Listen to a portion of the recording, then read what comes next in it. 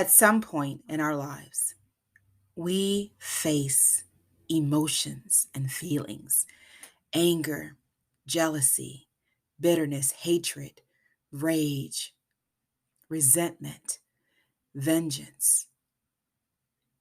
That is part of our character, building our character, is when we come in contact with these emotions and feelings.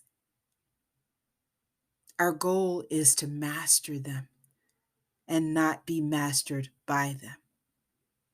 Now, this is Tamika Chambers with Create a Generational Love Cycle. And I've said once before that our journey is just that, it's a journey, it's a process. When I talk about healing, when I talk about consciousness and spirituality, and when others have talked about it, other great leaders, that it is a process. It isn't something that happens overnight. Even when we go back to the Bible and Jesus, he did not become what he was to us as far as what he represented he did not become that overnight. It took a growing period before he entered his ministry. And with every work that we are here to do, whether it's to be to present our love to one another through art, through music, through dancing, singing, writing, to through speaking, whatever it is a process. We grow into who we are. We fit, if you will, our spirit, our spiritual divinity, our spiritual purpose, that we align our personality with who we are, the highest form of who we are. And so recently I've been talking about something that I feel was one of the greatest treasures of my childhood. And it was my mother's words of wisdom, her life lessons that she showered us with. And I started with, give from the heart and expect nothing in return, how to nip things in the bud as a parent. When you're in any relationship and you see that it's not going the way that you want it or believe it should go, you know, we all have the truth within us. And often it gets buried by those experiences that we have and those emotions and feelings that are often the residuals of our experiences. And like this week, I'm going to discuss another one of my mother's principles. And it is fitting for what recently happened at the Oscars. And to really make note that something I posted last week is that unless you have walked in someone's shoes, you have experienced their emotions, their feelings, their resentment, their anger, their bitterness. You have been exactly through what they have gone through. We cannot judge one another. We can understand and we can let compassion meet and overcome judgment because we know we all fall short. There are times when we've said things and have done things. I know for me, wanting to be the best mother I can be, wanting to do what's right. And as Paul said in the Bible, sometimes you want to do it, but it doesn't come out that way. And as I have mentioned, I do not consider my journey a religious one. I saw religion and I wanted something deeper.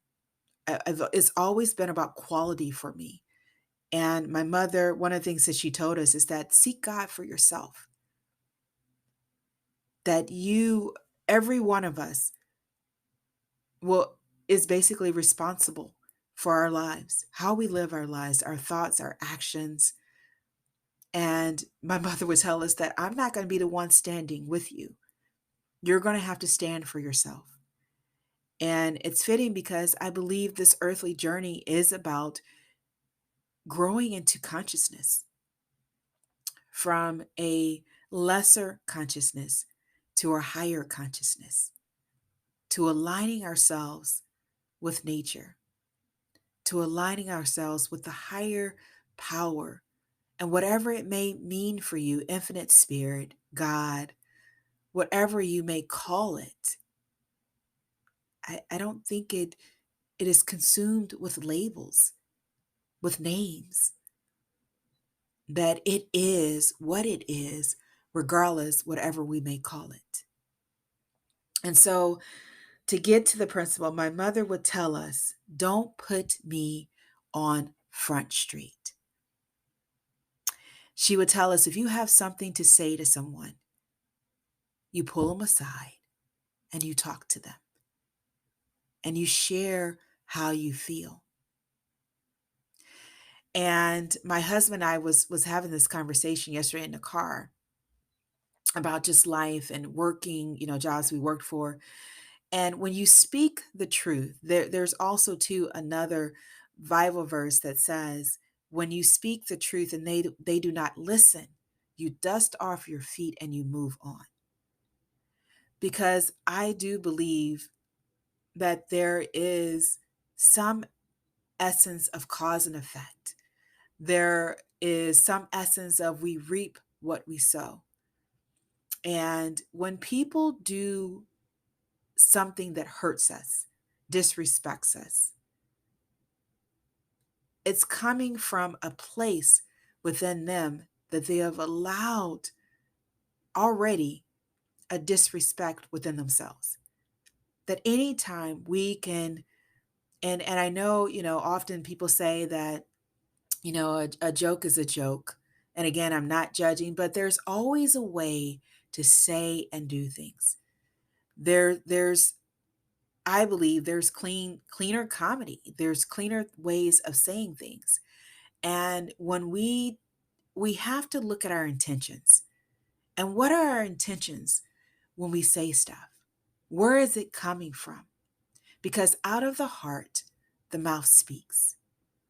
And there is another verse that tells us that we edify one another, that we build people up. And my mother, I would see, family members, the children's getting whoopings in the street and being striked with hands and other objects in the street.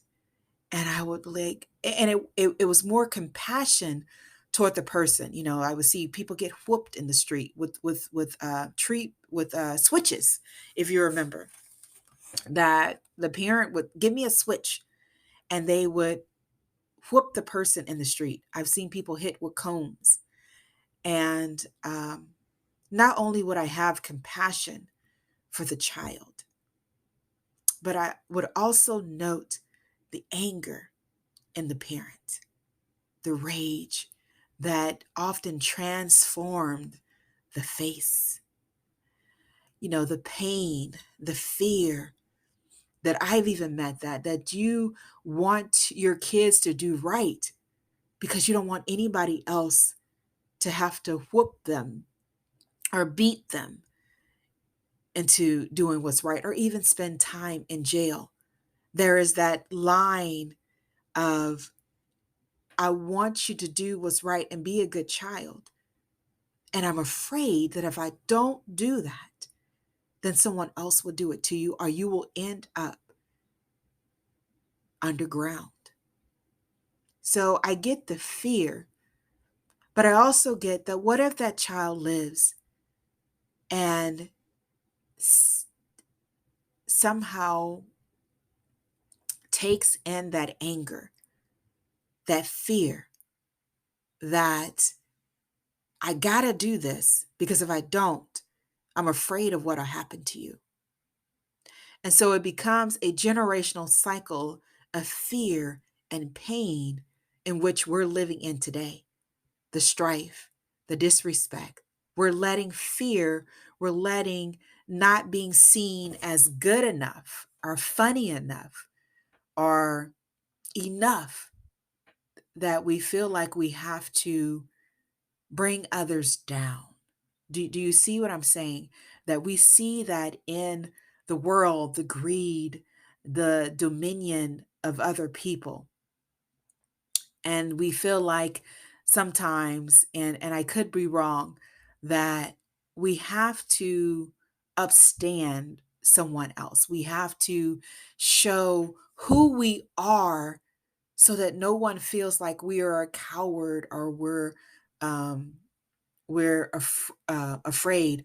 But in actuality, when we see the distraction for what it is, when we see that in life there is something that not only helps to uphold our character and to teach us about who we really are. I'm speaking with life experiences, but within that is something that tries to disrespect our character. That when you, and I'm sure if you think about it, when you say that I want to be about this, I'm going to do this, I'm going to do this, and then something comes around and shows the world that you're not who you think or who you say you are. It doesn't, and it's not that. It's more of realizing who you are, realizing that we don't need to put other people down. We don't need to respond to every negative word. That in fact, we are made from love. But it's when we allow our emotions and our feelings to master us in the heat of temptation as it lurks to destroy the character that we are trying to build, that we are trying to become. And so when we don't put people on Front Street, it's not just our actions, but it's our words. That we choose our words. My mother, to edify one another as best as we can, we would joke with each other, laugh about our boo-boos, our bloopers. I love TV bloopers. And there's a way or things that we can say that doesn't appear like a dagger to someone, right? To hit them when they are at their perceived lowest point, when we know that they're struggling with something. That in those times we stay away from that and we move on to something else to maybe joke about. When we put people on Front Street, we're denying not only ourselves and our truths, but we're also saying that I'll suffer the consequences of my actions. That I know this is wrong, but I'm going to do it anyway. My mother, we were talking today and she said, yeah, I said, Mom, I'm going to talk about don't put your principle about don't put people on Front Street. And she said, are you going to choose to be selfish or unselfish? What is your intention for telling people stuff? And so I'm going to leave you with that question as you go through your day and as you meet anger, fear, and the like. What is your intention? Is it to master your emotions or is it to cause more pain? And so I'm going to change the format a little bit.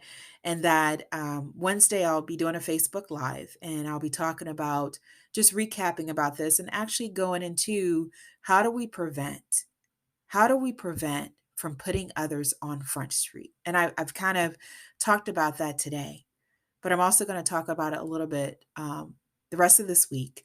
And then also, too, I'll have a video out regarding what do you do when you've put somebody on Front Street. So this is Tamika Chambers with Create a Generational Love Cycle. You can find me on Facebook. I'll pretty much a lot of the social medias. My website is tamikaschambers.com. I hope that you will make this lifetime great because you still can.